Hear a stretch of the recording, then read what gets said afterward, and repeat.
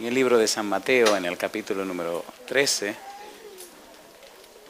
San Mateo capítulo 13, versículo número 34 y versículo 35, estamos trabajando con las parábolas de Jesús. Hoy vamos a ver la séptima de 7 parábolas que el Señor Jesús presenta en este capítulo 13. San Mateo capítulo 13, versículo 34, dice la palabra de Dios. Todo esto habló Jesús por parábolas a la gente, y sin parábolas no les hablaba, para que se cumpliese lo dicho por el profeta, cuando dijo: abriré en parábolas mi boca, declararé cosas escondidas desde la fundación del mundo. ¿Podemos estar en pie para orar?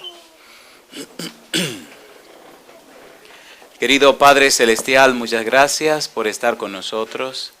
Pedimos, oh Dios, que sus ángeles nos acompañen y su Espíritu Santo nos dirija. Permita esta noche, Padre Santo, que su Espíritu bendito nos hable y a través de su santo libro nos enseñe palabra de vida para vida eterna. Y que al estudiar estas parábolas, cada uno de nosotros pueda descubrir, pueda comprender, entender, asimilar el significado y el valor de las mismas. Que el resultado de este estudio sea salvación y vida eterna para nosotros. Y que desde ahora y para siempre vivamos vidas que honren, alaben y glorifiquen a nuestro Dios. Lo pedimos, Señor, y agradecemos en el nombre santo de Jesús. Amén, Señor. Amén. Muy bien. Hoy debemos hacer un viaje más extenso. Pero vamos a comenzar en la parábola que se encuentra en el capítulo 13, versículo 47, hasta el versículo 50. Es la séptima de las 7 parábolas que Cristo presenta en este capítulo 13. Dice el versículo 47, asimismo, el reino de los cielos es semejante a una red que echada en el mar recoge de toda clase de peces, y una vez llena, la sacan a la orilla, y sentados recogen lo bueno en cestas, y lo malo echan fuera. Así será el fin del siglo. Saldrán los ángeles y apartarán a los malos de entre los justos, y los echarán en el horno de fuego. Allí será el lloro y el crujir de dientes. Hay una pregunta que debemos hacernos cuando leemos esta parábola de la red. Mire, por ejemplo, el capítulo 13, los versículos 37 en adelante. Respondiendo él les dijo: el que siembra la buena semilla es el Hijo del Hombre. El campo es el mundo. La buena semilla son los hijos del reino y la cizaña son los hijos del malo. El enemigo que la sembró es el diablo. La siega es el fin del siglo. Y los segadores son los ángeles. ¿No le parece que la parábola de la cizaña y el trigo tiene mucho que ver con la parábola de la red? ¿Sí o no? ¿Hay 2 grupos? ¿Separan uno de otros? ¿Los malos lo tiran otra vez al mar y se quedan solo con los buenos? ¿Y no pasa lo mismo en la parábola del trigo y la cizaña?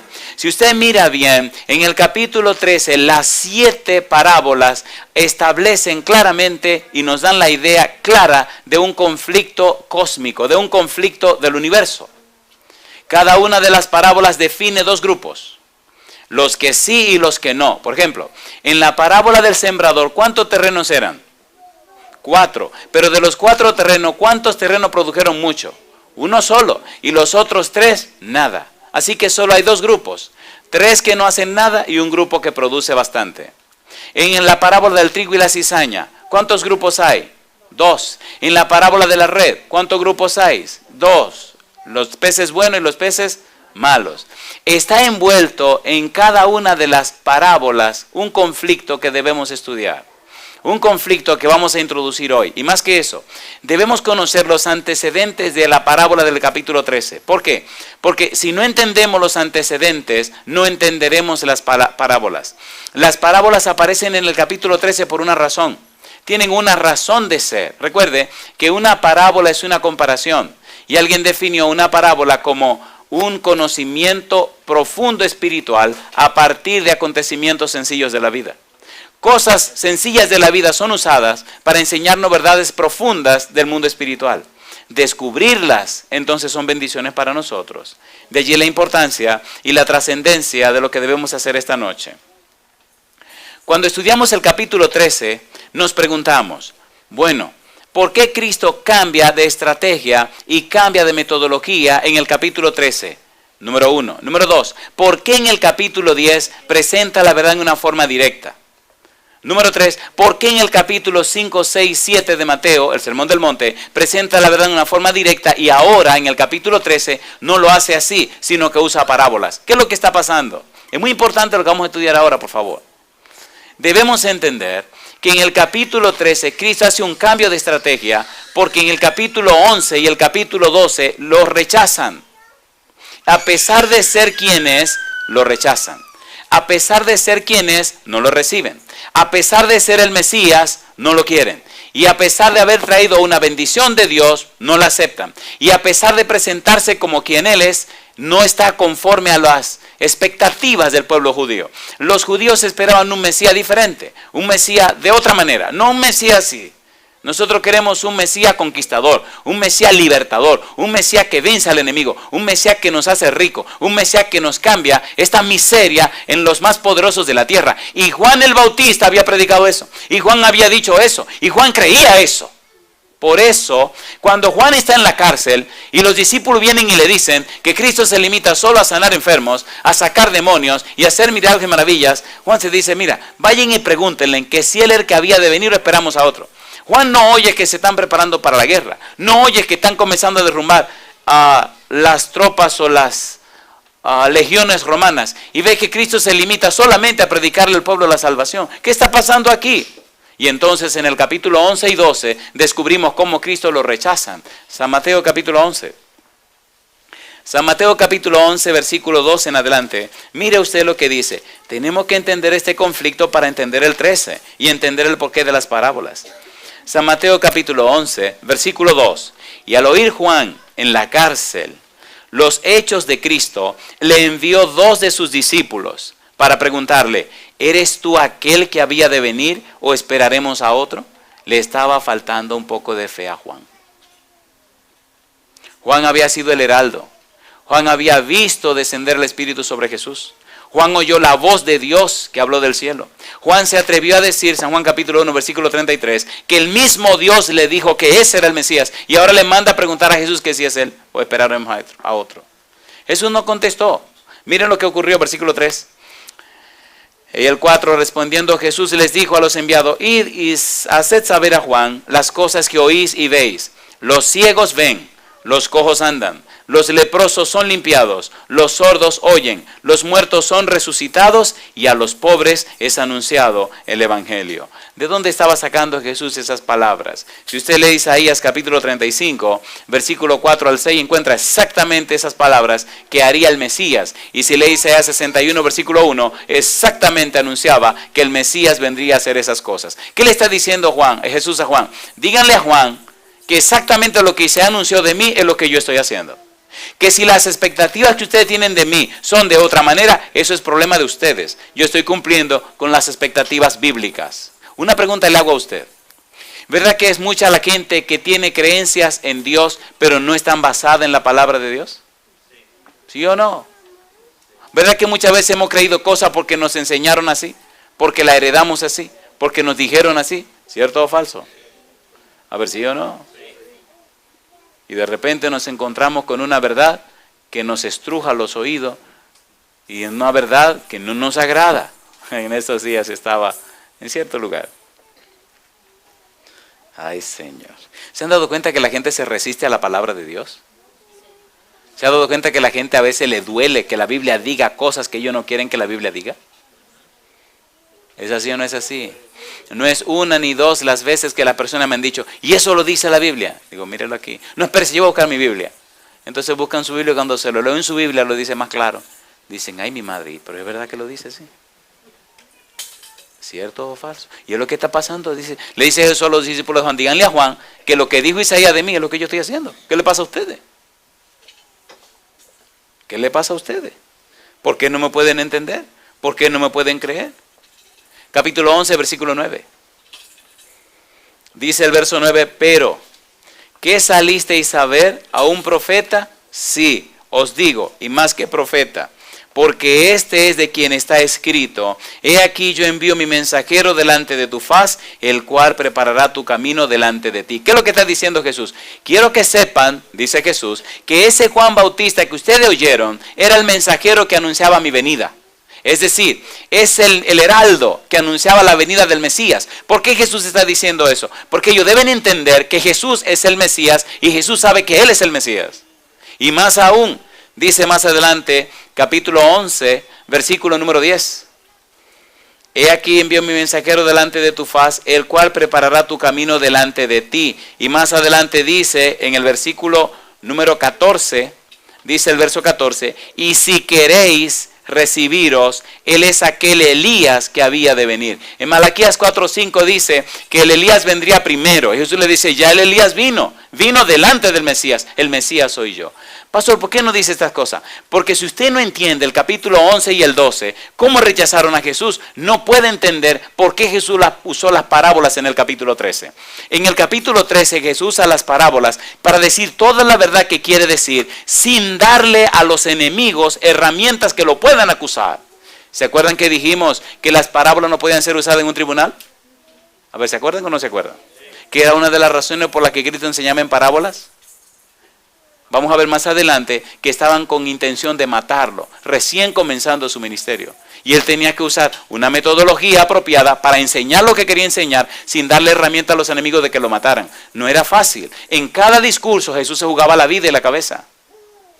Y tenía que saber cómo hablaba. ¿Se imagina usted Dios mismo hecho hombre, hablándole a seres humanos pecadores, trayéndole salvación y tener que cuidarse para que no lo maten antes de tiempo? ¿Entienden lo que quiero decir? ¿Son fáciles los seres humanos? ¿Eran duros los judíos? ¿Eran bravos los judíos? ¿Eran malos los judíos? ¿Eran terribles los judíos? ¿Y nosotros? ¿Cuántas musarañas tienen que hacer los predicadores? ¿Cuántas cosas tienen que decir para que usted se quiera salvar? ¿Es así o no es así? ¿Cuántos hermanos tiene uno que predicar para que usted se quiera salvar? Oiga, pero qué cosa, ¿eh? ¿Es así o no es así? Y demostrarle, y presentarle, y decirle, y explicarle, y oiga, buscarle todas las cosquillitas, a ver si usted le encuentra la cosquillita. Y algunos ni cosquilla tienen. No, sencillamente no están interesados en salvarse. Estaba en un lugar determinado, en una parte del mundo que no hay ni que decir dónde. Y había una persona muy rica, de muy buena posición, que vino por curiosidad, nada más vino por curiosidad. Veía en la televisión que se anunciaba, en la radio se anunciaba, la prensa lo anunciaba, y carteles y cruzacalle por toda la ciudad. Y dice, yo quiero ver quién es esa persona. Y vino por curiosidad, y se sentó un día, una noche por curiosidad. Vino simple curiosidad, con unos jeans, con unos tenis y un suéter. Curiosidad. A la noche siguiente vino por curiosidad, pero con un traje. Y toda la semana vino por curiosidad, y se sentaba en la tercera fila, tercera fila a la izquierda. Y una noche, por curiosidad, le dijo al pastor que quería que lo bautizaran. Y por curiosidad lo bautizamos también. Y por curiosidad es un cristiano para la gloria de Dios. Permítete que vengan muchos curiosos, que quieran conocer más acerca de la palabra de Dios. Capítulo 11, versículo 21. No solamente rechazaron a Jesús la gente común del pueblo, sino que hubo ciudades como Corazín y Betsaida que rechazaron a Jesús, que no lo aceptaron. Y no es eso solamente, sino que la ciudad de Capernaum, la que llamaban la ciudad de Jesús, también rechazó a Jesús, no lo aceptó, no lo quiso, no lo aceptaron. Y usted se queja porque la gente no lo acepta y no lo recibe. Pero si así rechazaron a Jesús. Si lee el capítulo 11, los versículos 21 en adelante, encontrará ese rechazo que hicieron a Jesús. Pero aquí viene la parte dura donde me quiero detener. Capítulo 12. Los fariseos rechazaron a Jesús. Versículo 2. Viendo los fariseos, le dijeron, he aquí tus discípulos hacen lo que no es lícito hacer en el día de reposo. Aquí comenzó la guerra. Versículo 14. Y salidos los fariseos, tuvieron consejo contra Jesús. ¿Para qué cosa dice? Para destruirle. ¿Quiénes eran los fariseos? Miren, existían los fariseos y existían los escribas. ¿Los fariseos y quiénes? Y los escribas. Los escribas, así mismo como dice, eran los que escribían la ley. Y los fariseos eran los maestros que enseñaban al pueblo. Si los maestros que enseñan al pueblo rechazan a Jesús, mi pregunta, ¿van a recomendarle al pueblo que oigan a Jesús?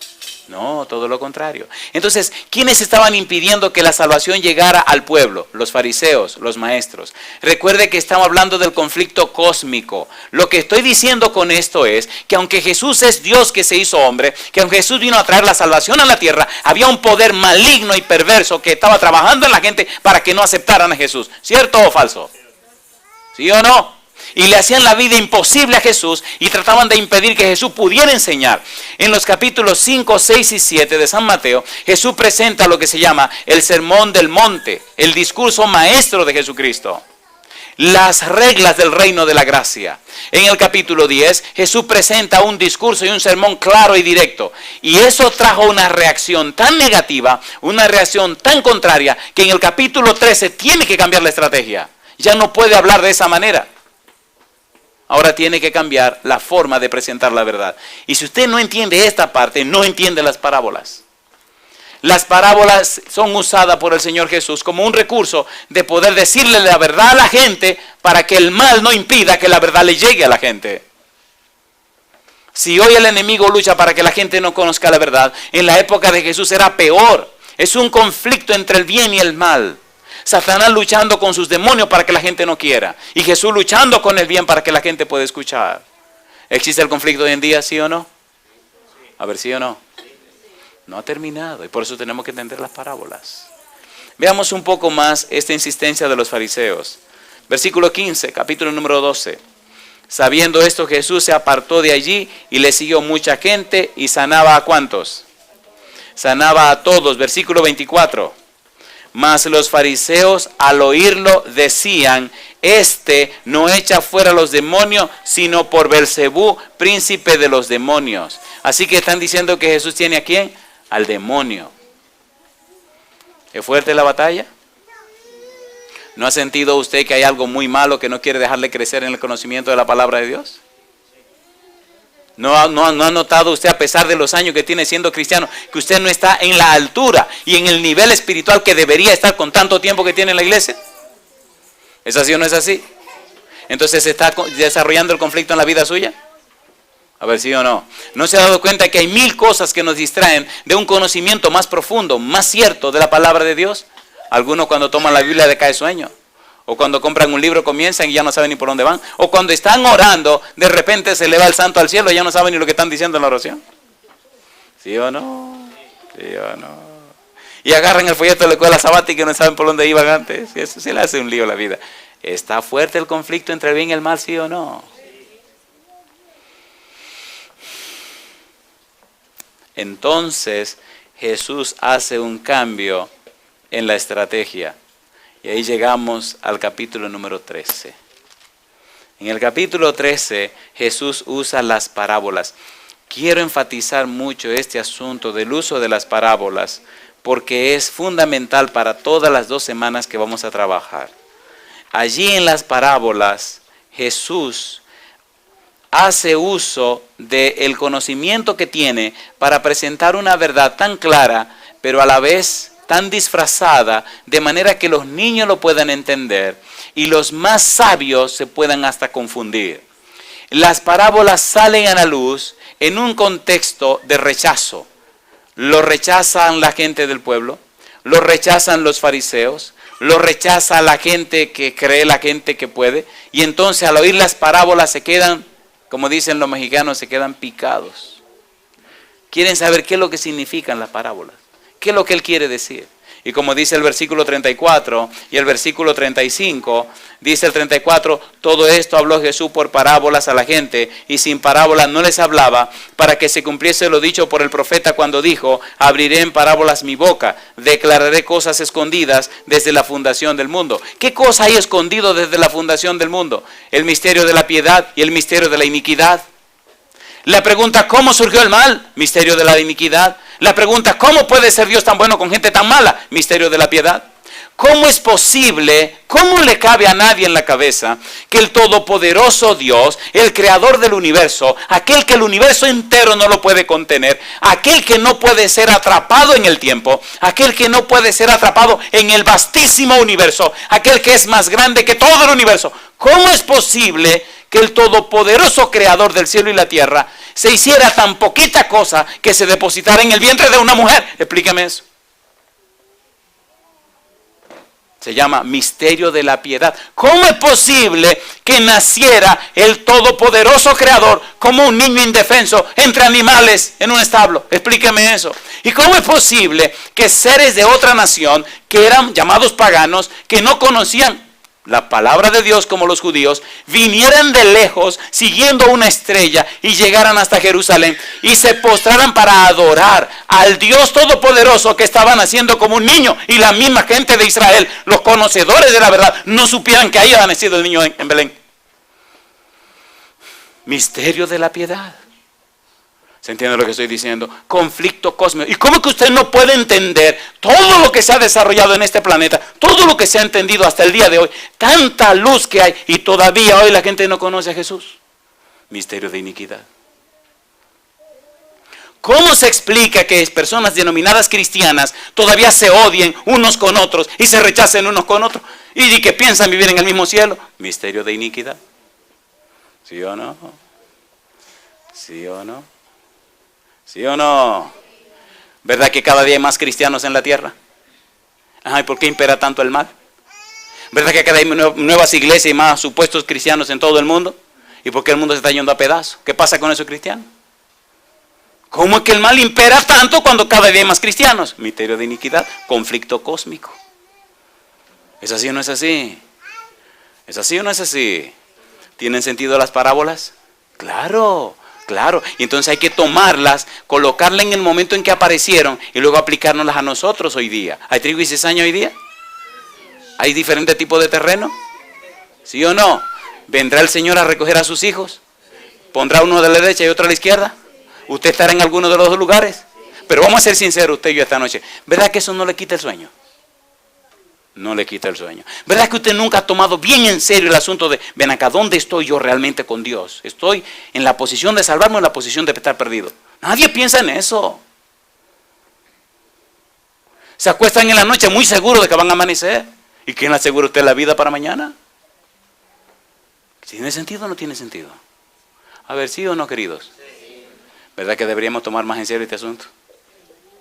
¿Sí o no? Estaba en una universidad hablando para estudiantes. Los estudiantes tienen unas preguntas muy interesantes y muy curiosas también. Y se me acerca una muchachita con cara de buena gente, con cara de ángel, pero no de ángel caído, sino cara de ángel. Y con su falda larga y su carita de buena gente y toda esa bobería que la gente usa para engañar. Había una fila larga de muchachos, como 40 muchachos haciendo turno, y había que atenderlo. Así que me sentaba a las 9 de la mañana y me paraba de ahí a las 12:30 para ir a comer. Y era muchacho y oyendo todo tipo de historia y preguntas, y se iba uno y venía el otro, y ahí tenía que aguantarme porque a eso fue que fui. Y viene este ángel caído y me pregunta, me dice, míreme. Digo, mire, ¿qué es lo que tú quieres que yo te mire? Y dice, ¿cómo usted me ve? Digo, tú, sí, una mentirosa, una persona falsa que finge y que engaña. Así, eso es lo que quiere que yo te diga. Y se queda así y me dice, ¿cómo así? Digo, tú sabes muy bien la poca vergüenza que tú haces y estás fingiendo cristianismo y tú no eres nada. Y empezó a llorar. Digo, ¿tú no crees que ya es tiempo de ser un poquito más seria y de decir verdaderamente lo que tú eres? Es verdad que hay muchos cristianos falsos. ¿Sí o no? Sí. Y creen que están engañando el mundo. Se están engañando ellos mismos. Pero verdad que hay mucha gente sincera que quiere conocer la verdad. ¿Sí o no? Gente que quisiera entregarle su corazón a Dios y están confundidos por los malos testimonios que hemos dado nosotros. ¿Es así o no es así? Entonces necesitan conocer la verdad. De eso se trata el conflicto cósmico. ¿Cómo el mal se ha metido dentro del bien? ¿Dónde sembraron la cizaña? En el campo del Señor. ¿Y el trigo y la cizaña tuvieron que hacer qué cosa? Crecer juntos. ¿Quién sembró la cizaña? ¿Dónde la sembró? En el campo de Dios. ¿Dónde está la cizaña sembrada? En el campo de Dios. Ahora una pregunta le tengo. ¿Hay que odiar la cizaña? No. ¿Hay que amar la cizaña? Sí, pero usted tiene que entender qué significa amar. Amar significa tener un comportamiento apropiado con la cizaña. Tratar a la cizaña con respeto y consideración. ¿Por qué? Si usted quiere descubrir la primera cizaña que hay en la iglesia, mírese al espejo. Y posiblemente vea la primera cizaña. Una persona que es trigo jamás se alardea de ser trigo. Todo trigo se siente humanamente pecador e indigno y sin ninguna cosa a su favor. ¿Cierto o falso? Todo cristiano verdadero es humilde, es sencillo y está dispuesto a servir y a darse para la gloria de Dios. La cizaña no. Pero mejor sigamos con esto para evitarnos problemas, ¿verdad? Las parábolas son recursos didácticos. Número 1, captan el interés. Número 2, hacen que la verdad sea concreta. Número 3, tienen una función didáctica, dinámica y progresiva. Número 4, impulsaron a las personas a descubrir la verdad por sí misma. Y número 5, traen lo que es un cumplimiento profético. El cumplimiento de lo que Dios ha determinado y quiere para sus hijos, presentado de manera tal que ellos puedan interesarse en descubrir el valor y el significado de las palabras que salen de la boca de Jesús. Jesús presenta ahora la verdad del reino en parábolas para que los que viendo no vean y los que oyendo no entiendan y no se arrepienten y no se salven. Ay, ya le regó el pastor. Y entonces, ¿se han dado cuenta que mucha la gente curiosa que oye la palabra de Dios, pero no tienen amor por la salvación? Las parábolas son lanzadas para despertar en la gente el interés. Y todo el que tiene verdadero interés de la salvación, entonces se acerca para conocer el valor de las parábolas. ¿Cierto o falso? En la parábola del sembrador, ¿dónde regó el sembrador la semilla? En todas partes, ¿sí o no? En todas partes. ¿Cayó semilla junto al camino? ¿Se la comieron las aves? ¿Cayó semilla entre pedregales? ¿Se ahogó cuando el sol afloró? ¿Cayó semilla entre los espinos? Se ahogaron con el, pero la siguió regando. ¿Sigue el Señor regando semilla por todas partes a ver si se germina en algún lugar? ¿Sí o no? ¿Verdad que muchas veces la semilla cae en lugares donde jamás se pensó que iba a germinar y produce 100 por 1 y hace maravilla esa semilla? ¿Sí o no? Es semilla de Dios.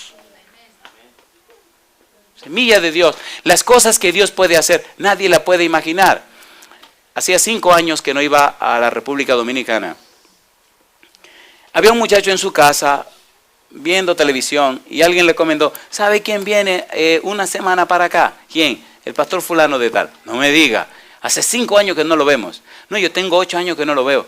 Ah, pues vamos a ir una noche a verlo. Sí, ok, para saludarlo, sí, vamos. Este muchacho tenía como 7 u 8 años que se había ido de la iglesia, se había puesto a hacer cosas que no convienen y bueno, se había divorciado y su vida era un desastre y fue a curiosear. Un tipo alto, tiene como 6'5 o 6'6". Y llega esa primera noche, cuando termino de predicar que salgo afuera, viene y me abraza y me dice, ay pastor, cuánto tiempo que no lo veía. Voy a estar viniendo esa semana para poder compartir con usted, sé que se va muy pronto. Le digo, ¿cómo no? Su abuela tiene 92 años. Es una mujer cristiana de fe y una mujer que ama la oración. ¿Y qué ocurrió? Al final de la semana, como para el jueves, él se me acerca lloroso y me dice, llamé a mi abuela y le dije que el sábado yo voy a arreglar mi vida con Dios. No sé lo que me pasó durante esos 6, 7 años. ¿Cómo es que yo estaba tan lejos de Dios? ¿Cómo es que yo estaba haciendo cosas tan raras? Si nunca en mi vida yo amé esas cosas. Y pasé 6 años de mi vida haciendo esas pocas vergüenzas. Y ahora esta semana yo siento como si mi mente se me hubiera limpiado. Y me pregunto, pero ¿cómo es que yo estuve en esas cosas? Llamé a mi abuela y le dije, abuela, ven el sábado que yo me voy a bautizar. Una pregunta le hago a usted, ¿trae el Espíritu Santo luz a la mente de la gente?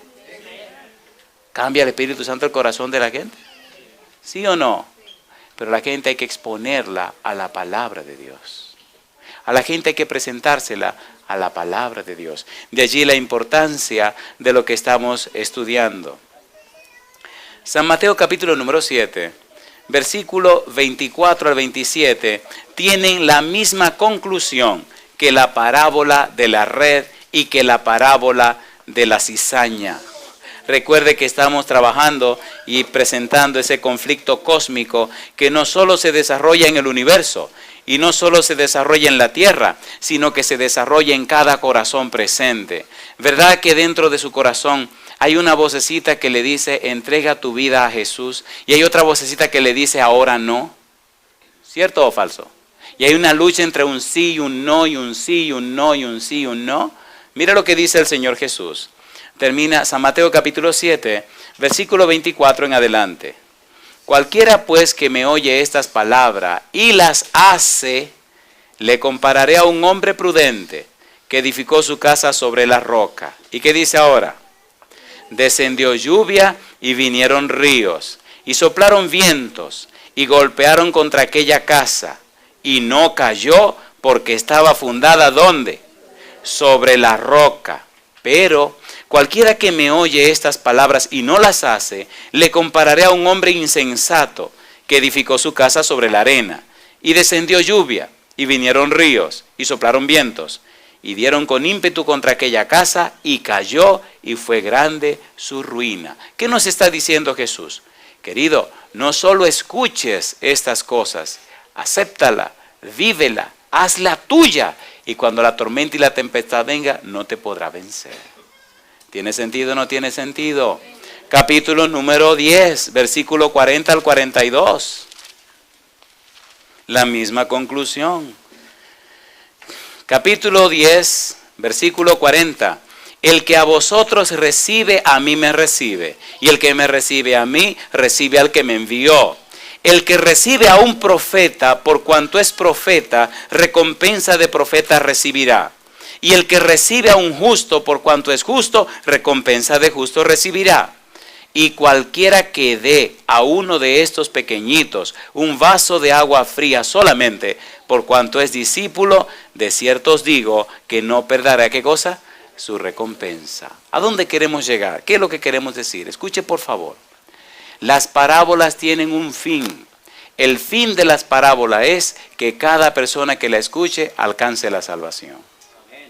¿Verdad que de los 4 terrenos el último era el terreno bueno? ¿Verdad que en la parábola del trigo y la cizaña el Señor, el dueño, no dice que arranquen la cizaña sino que la dejen hasta el final? Una pregunta, ¿verdad que entonces en el momento en que es sembrada la cizaña hasta el momento que llegue el final de la cosecha, ¿verdad que hay un margen de tiempo donde la cizaña puede ser cambiada en trigo? ¿Sí o no? ¿Sí o no? ¿Sí o no? ¿Puede Cristo cambiar corazones? ¿Puede una cizaña mala y perversa al Señor cambiarle y convertirse en trigo? Pablo, ¿qué cosa era? Una tremenda cizaña. ¿En qué la convirtió? En una maravillosa planta de trigo. Yo no sé si tú eres trigo o cizaña. Una cosa yo sé, que si eres cizaña, el Señor te puede cambiar en trigo. Yo prefiero siempre pensar que posiblemente soy una cizaña y que necesito orar, ayunar, rogar y clamar a Dios para que me convierta en un hermoso trigo. Porque casi todo el mundo dice que es trigo, pero cuando vive como cizaña. Mire qué ironía. ¿Sí o no? ¿Sí o no? ¿Qué le gustaría ser? ¿Trigo o cizaña? ¿Qué tipo de peces le gustaría ser? ¿Un peces bueno o peces malos? Vamos a ver todo lo que hemos dicho esta noche en otra parábola. Bueno, no quisiera lanzarme a esa parábola porque el tiempo no nos daría. Pero vamos a cerrar todo esto con un pensamiento del Señor Jesús. ¿Está interesado Jesús en salvar a la gente? ¿Puede Jesús salvar a la gente? En el capítulo 11 precisamente, donde rechazan a Jesús, miren lo que él dice. San Mateo capítulo 11, versículo 28. ¿Qué dice Jesús? Venid a mí todos los que estáis trabajados y cargados. ¿Y qué dice? Y yo os haré descansar.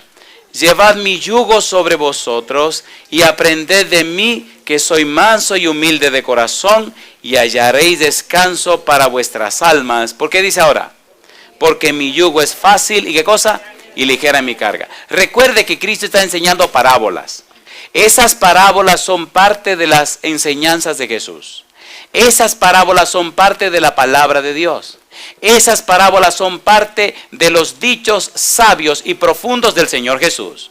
De manera que esa palabra de Jesús, esos dichos de Jesús, esa verdad de Jesús presentada en parábola es lo que se conoce como su yugo.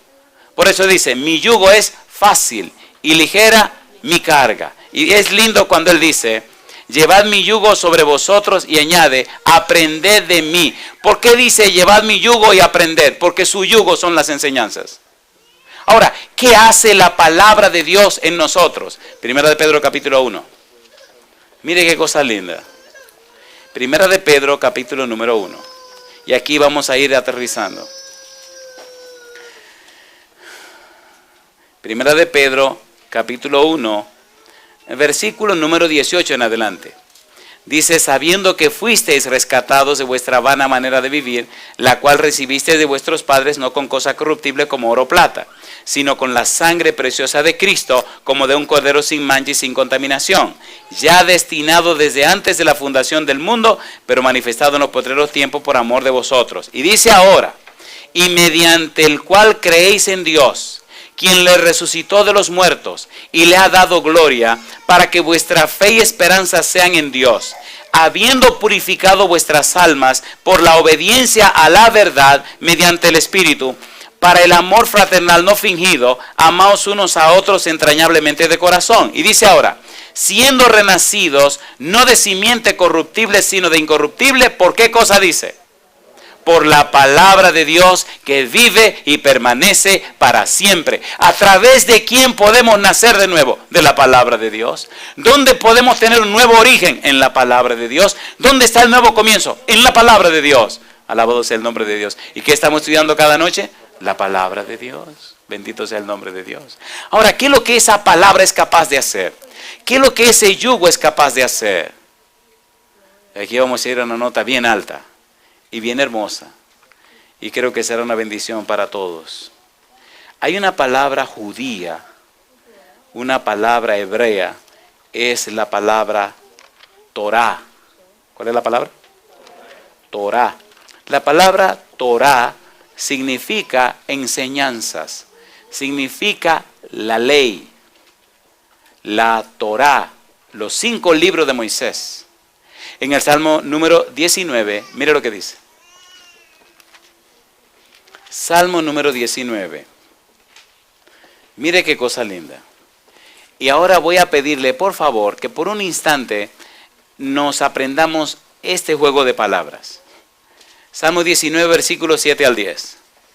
En estos versículos pocos hay una profundidad de conocimiento maravilloso. Dice el versículo 7. La ley de Jehová es perfecta, ¿qué hace? Que convierte el alma. Escuche por favor. Cuando Jesús dice, porque mi yugo es fácil, ese yugo se refiere a sus enseñanzas. Ahora, esas enseñanzas, ¿qué cosas son? Su palabra. Esa ley de Jehová, esa Torah, no es solo los 10 mandamientos. Los 10 mandamientos son parte de la Torah. La Torah es las enseñanzas de Jesús.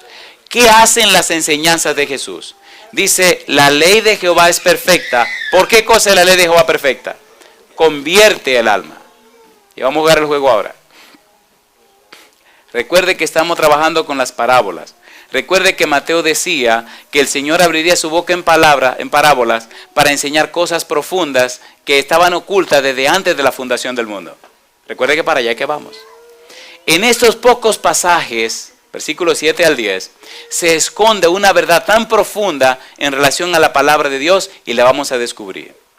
Recuerde siempre esta frase, paralelismo de las líneas. ¿Cuál es la frase? Paralelismo de las líneas. Es una figura hebrea que se usa frecuentemente en el Antiguo Testamento, donde el escritor presenta la misma verdad con diferentes aspectos. ¿Quieren verlo? Mire su Biblia. Versículo 7. La ley de Jehová es perfecta. El testimonio de Jehová es fiel. Los mandamientos de Jehová son rectos. El precepto de Jehová es puro. El temor de Jehová es limpio. Los juicios de Jehová son verdad. Todo lo que acabamos de leer es la misma cosa. ¿Se entiende, por favor? ¿Qué es? La misma cosa. La palabra de Dios. La ley de Jehová, la Torá. Ahora, ¿por qué la ley de Jehová es perfecta? Y entonces explica, porque convierte el alma. La palabra nefes, la palabra alma, significa persona. ¿Por qué la palabra de Jehová es perfecta? Porque cambia a la persona, porque transforma a la persona, porque redime a la persona, porque hace nueva a la persona. Y nos leímos en 1 Pedro 1, capítulo 1, versículo 23, que decía que somos renacidos en la palabra de Dios. ¿Sí o no? Cuando usted se expone a la palabra de Dios, cuando usted conoce la palabra de Dios, cuando usted entiende la palabra de Dios, cuando usted asimila la palabra de Dios, cuando la deja entrar, esa palabra de Dios tiene tanto poder que transforma la vida suya. Lo convierte en una nueva persona. Le da un nuevo sentir a la vida. En el libro de Proverbios capítulo 4, versículo 18, la Biblia dice: porque la senda de los justos es como la luz de la aurora, que va en aumento hasta que el día es perfecto. ¿Cierto o falso? ¿Cambia la Biblia la vida de las personas? Dice, la ley de Jehová es perfecta porque convierte el alma. El testimonio de Jehová es fiel, que hace sabio al sencillo. Los mandamientos de Jehová son rectos, que alegran el corazón. El precepto de Jehová es puro, que alumbra los ojos. El temor de Jehová es limpio, que permanece para siempre. Los juicios de Jehová son verdad, todos justos. Y añaden un increscendo: deseables son más que el oro, y más que mucho oro afinado, y dulces más que la miel, y que la que destila del panal. En conclusión, cuando las parábolas comienzan a salir de la boca de Jesús, es como una fuente de agua viva que sale para dar vida a los sedientos y a los hambrientos y levantar a los muertos y hacer de ellos nuevas criaturas. ¿Transformaron las palabras de Jesús la vida de mucha gente? ¿Sí o no? ¿Cuántos demonios tenía aquella mujer? María Magdalena tenía 7 demonios. ¿Los retiró Jesús? Pedro tenía un carácter irascible, un carácter rarísimo y feísimo. ¿Lo cambió Jesús? ¿Juan y Santiago cambiaron? ¿Sí o no? Sí. La pregunta esta noche: ¿se atreve usted a exponerse a la palabra de Dios para que lo cambie? ¿Para que lo transforme? ¿Para que lo convierta en un hijo de Dios? Es el valor de las parábolas. Quisiera usted, cuando el Señor venga, poder decir: he aquí, este es nuestro Dios, le hemos esperado y Él nos salvará. Quisiera usted estar en pie cuando Jesús venga y que le diga: bien, buen siervo fiel, sobre poco has sido fiel, sobre mucho te pondré, entra en el gozo de tu Señor. ¿Le gustaría escuchar esas palabras? Si le gustaría, póngase en pie conmigo. Cuando el Señor Jesús venga, habrá 2 grupos, así como dice la parábola. San Mateo capítulo 25 dice que habrá solo 2 grupos. En uno de los 2 grupos estará usted. Y me gustaría orar especialmente por los que van a estar en el primer grupo. Por el segundo grupo no. Dice el Señor Jesús en Mateo capítulo número 25, versículo 33, y pondrá las ovejas a su derecha. ¿Y ahora qué dice? Y los cabritos a su izquierda. Entonces el rey dirá a los de su derecha: venid benditos de mi Padre, heredad del reino preparado para vosotros desde la fundación del mundo, porque tuve hambre y me disteis de comer, tuve sed y me disteis de beber, fui forastero y me recogisteis, estuve desnudo y me cubristeis, enfermo y me visitasteis en la cárcel y vinisteis a mí. Entonces los justos responderán diciendo: Señor, ¿cuándo te vimos hambriento y te sustentamos, o sediento y te dimos de beber? ¿Y cuándo te vimos forastero y te recogimos, o desnudo y te cubrimos? ¿O cuándo te vimos enfermo o en la cárcel y vinimos a ti? Y respondiendo el rey les dirá: de cierto os digo, que en cuanto lo hicisteis a uno de estos mis hermanos más pequeños, a mí lo hicisteis. ¿Cuánta teología sabía esta gente?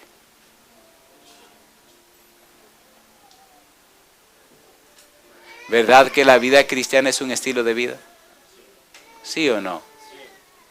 ¿Le gustaría a usted dejar que el Espíritu repose en usted para tener un cambio en su estilo de vida? Miren, señores, no es asunto de religión, es asunto de relación. Hay mucha gente religiosa que se va a perder, porque fueron religiosos pero no fueron cristianos. Se necesitan más cristianos. No hay que forzarse, es solo rendirse al Señor. ¿Usted se atreve esta noche a dejar de luchar y rendirse al Señor? ¿Cuántos se atreven a hacer esa decisión? Yo quisiera hacer una pregunta final hoy. ¿Cuántos de los presentes piensan que vale la pena que nos reunamos cada noche a estudiar la palabra de Dios? Vamos a ser bien sinceros. Yo quisiera esta noche ser más atrevido. ¿Cuántos de ustedes tienen más de 10 años siendo cristianos? Más de 10 años. Más de 10, fantástico. Yo quiero terminar haciéndole una pregunta a ustedes, que junto conmigo tenemos más de 10 años. Ya yo tengo 28 años. 28, sí, 28 años. 28 años siendo cristiano. Tengo más tiempo siendo cristiano que los que duré sin ser cristiano. ¿Verdad que aunque los años pasen, uno descubre que tiene que crecer más? Consagrarse más. ¿Sí o no? ¿Le parece bien si esta noche oramos por nosotros?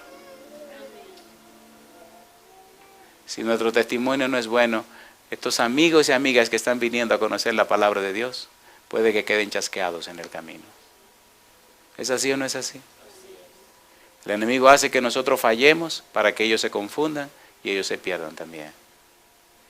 Con todo respeto, ¿me permiten orar esta noche especialmente por nosotros los que tenemos más tiempo en esto? ¿Cuántos tienen de 1 a 10 años que son cristianos? De 1 año a 10 años, todos son los babies, los bebecitos. De 1 a 10 años. ¿Y cuántos no tienen ningún tiempo siendo cristianos porque no han hecho un compromiso con Dios de ser cristiano y de entregarse y caminar como Dios quiere? ¿Cuántos no tienen ningún tiempo? ¿Pueden levantar su mano? Aquí veo 2 manos, allá veo otra mano. ¿Quiénes más no tienen ningún tiempo, que no han tenido experiencia de vida cristiana? Aquí hay varias manos. ¿Podemos orar también por ellos? ¿Oramos ahora? Querido Padre Celestial, agradecemos la oportunidad por habernos reunido esta noche para estudiar su palabra.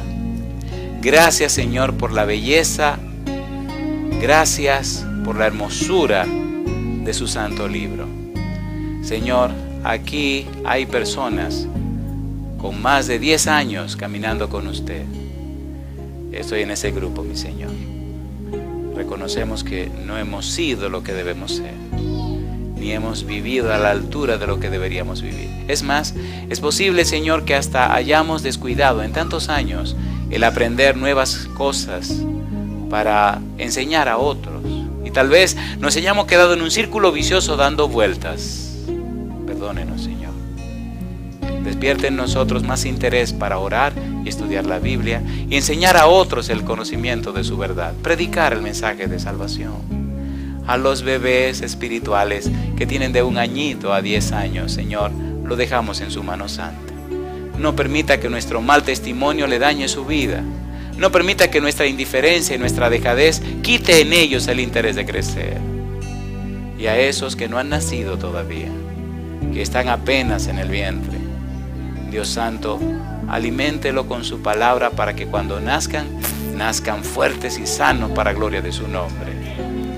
Enséñenos para cuidarlos, alimentarlos a tiempo, orar por ellos, visitarlos, acompañarlos, enseñarles, instruirlos, para que cuando se levanten en su presencia, Dios Santo, cuando nazcan de agua y del Espíritu, puedan nacer vestidos con el manto de su justicia y ungidos con el Espíritu Santo.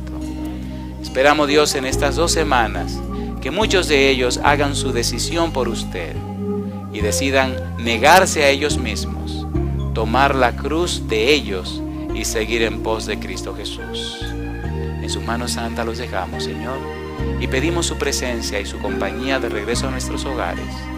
Gracias, Dios, por escucharnos. Lo pedimos y agradecemos en nombre santo de Jesús. Amén, Señor.